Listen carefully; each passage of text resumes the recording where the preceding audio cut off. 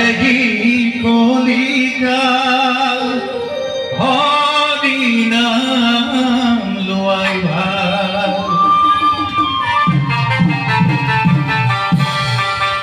এতিয়া হৰিনাম মই কাৰ লগত ল'ম? হৰিনামটো মই বদমাছ মানুহৰ লগত ল'ব নোৱাৰো। কাৰ লগত ল'ব দিছে? এই সাধু সংগ হৰিনাম পায়, এই ঘোৰ কলিকালে হৰিনাম নললে এই আত্মাৰ তৰণি নাই। আত্মা মানে কি? আত্মা হৈছে চলিব নোৱাৰা এটা বস্তু, আৰু কোনে চলাই দিয়ে? পৰমাত্মাই। পৰমাত্মাই আমাৰ আত্মাটো চলিব দিয়ে, তেতিয়া আমি চলিব পাৰোঁ। আৰু পৰমাত্মাই যিদিনা বন্ধ কৰি দিব সেইদিনা আমি শেষ। সেইকাৰণে আমি চলিব নিজেই নোৱাৰোঁ। আমাক কোনে চলাই? পৰমাত্মাই। আৰু পৰমাত্মাৰ খাদ্য কি? আমি চুলিৰ কাৰণে খাইছোঁ, স্কিনৰ কাৰণে খাইছোঁ, শৰীৰৰ কাৰণে খাইছোঁ। শৰীৰটো যোনে চলাই আছে, এই চলাই থকা বস্তুটো হৈছে পৰমাত্মা। আৰু পৰমাত্মাৰ খাদ্য কি? পৰমাত্মাৰ খাদ্য হৈছে ঈশ্বৰৰ নাম, ভগৱানৰ নাম। ভগৱানৰ নাম ল'লে আপোনালোকৰ ইয়াত থকা আত্মাই শান্তি পাব, পৰমাত্মাই বহুত শান্তি পাব। এইটো হৈছে পৰমাত্মাৰ খাদ্য। আৰু এইকাৰণে দিনটোত এবাৰ হ'লেও ঈশ্বৰৰ নাম ল'ব। আৰু কলিকালতো ল'বই, নহ'লে বিপদ হ'ব। কি বিপদ হ'ব? পালেহি কলিকাল হৰি নাম লোৱাই ভাল, এই সাধু সংগত হৰি নাম পায়, এই ঘোৰ কলিকালে হৰি নাম নললে আত্মাৰ তৰণি নাই। অ' ভাই, আত্মাৰ তৰণি নাই। পালেহি কলিকাল হৰি নাম লোৱাই ভাল, সাধু সংগত হৰি নাম পায়, এই ঘোৰ কলিকালে হৰি নাম নললে আত্মাৰ তৰণি নাই। অ' ভাই, আত্মাৰ তৰণি নাই।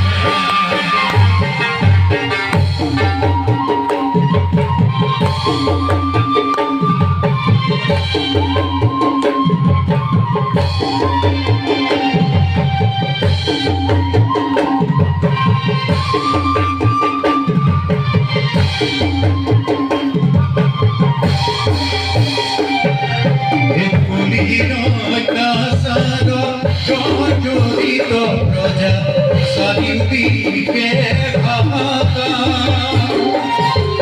এই অত্যাচার নীতি বেবিচার দুর্নীতি কি গতি হইব আমার?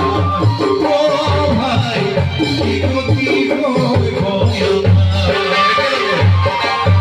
পালেহি কলিকাল হরি নাম লোৱাই ভাল, সাধু সংগত হৰি নাম পায়, এই ঘোৰ কলিকালে হৰি নাম নললে আত্মাৰ তৰণি নাই। অ' ভাই, আত্মাৰ তৰণি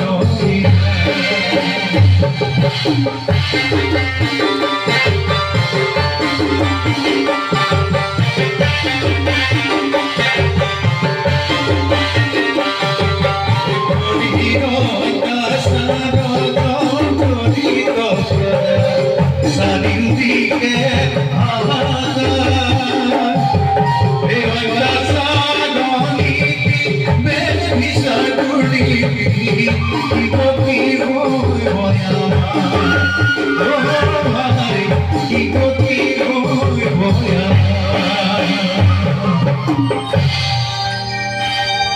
কলিয়ে আমাক ইমান অত্যাচাৰ কৰিছে, বেবিচাৰ হৈছে। বেবিচাৰ বিলাক আপোনালোকে ফেচবুকত নিউজত পাই আছে।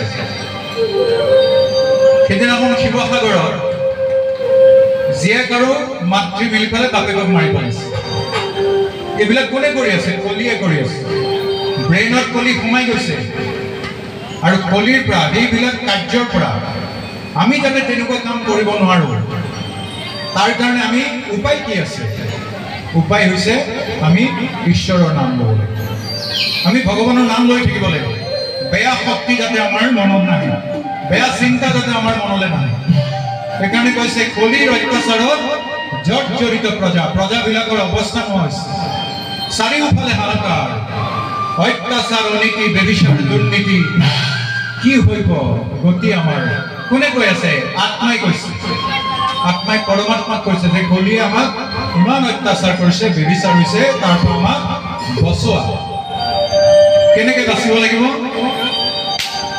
হে হৰি নাম লৈ মোৰ চলি যাও প্ৰাণ কোন বস্তু হইব পাৰে হে নামৰ সমান নাম মানে কি মোৰ নাম কি বিদ্যাসাগৰ সেইটোৱেই নাম মানে হাত চাপৰি বজাই ভগৱান কৃষ্ণৰ নাম ল'ব পাৰোঁ শিৱ বাবাৰ নাম ল'ব পাৰোঁ যাৰ নাম লওঁ সেইটোৱেই নাম গতিকে আমি নাম লৈ থাকিব লাগিব যাৰ নামেই নহয় আমি যাক আমাৰ ইষ্ট দেৱতা বুলি ভাবোঁ যাক আমি পূজা কৰোঁ তেওঁৰ নাম লৈ থাকিব দিছে আৰু নাম লৈ পেলাই যদি আমি মৰিও যাওঁ তেতিয়াহ'লে আমাৰ একো নহয় কাৰণ কি বুলি কৈছে আমি যে জন্ম হৈছোঁ 84 লক্ষ জীৱ আছে 84 লাখ জীৱ আছে কি উৰণ গুৰণ গজন ভ্ৰমণ চাৰিমুঠি জীৱ উৰণ মানে চৰাই চিৰিকটি উৰি ফুৰে গজন মানে তৰুতৃণ গছ ভ্ৰমণ মানে আমিবিলাক খোজকাঢ়ি ভ্ৰমি ফুৰো আৰু গুৰণ মানে হৈছে পানীৰ তলত থকা এই চাৰিমুঠি জীৱৰ কিমান আছে 84 লক্ষ জীৱ আৰু 84 লক্ষ জীৱৰ শ্ৰেষ্ঠ জীৱ হৈছো আমি মানুহ কিয় আমি কিয় শ্ৰেষ্ঠ জীৱ হলো পৃথিৱীৰ কোনো জীৱই ভগৱানক আৰাধনা কৰিব পৰা শক্তি নাই ঈশ্বৰক আৰাধনা কৰিব নোৱাৰে আৰু আমি ঈশ্বৰৰ নাম ল'ব পাৰোঁ সেইকাৰণে কৈছে যদি ঈশ্বৰৰ নাম লওঁতে মোৰ প্ৰাণ ছুটি যায় মানে মই যদি মৰি থাকোঁ তেতিয়াও মোৰ একো ক্ষতি নহয় মই ভগৱানৰ ঘৰলৈ গুচি যাওঁ আমি আকৌ ইয়াত জন্ম হৈ থাকিব নালাগে তাকে কৈছে হে হৰি নাম লৈ মোৰ চলি যাওঁ প্ৰাণ কোন বস্তু হইব পাৰে নামৰ সমান একেলগে বান্ধৱ কৃষ্ণ হে হৰি নাম লৈ মোৰ চলি যাওঁ প্ৰাণ